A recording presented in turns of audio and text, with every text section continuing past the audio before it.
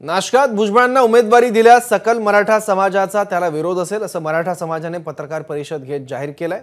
तसंच भुजबळांना उमेदवारी दिली तर महायुतीला 48 मतदारसंघात त्याचे परिणाम भोगावे लागतील असंही त्यांनी म्हटलंय। तसंच भुजबळांविरोधात उमेदवार देण्याचा इशाराही सकल मराठा समाजाने दिलाय।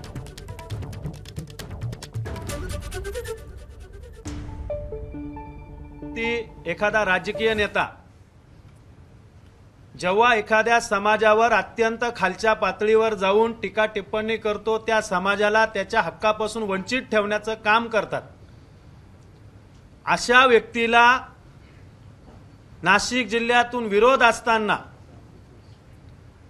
त्या उमेदवारासाठी म्हणजे छगन भुजबळांसाठी महायुती का पायगाड्या घालते आहे?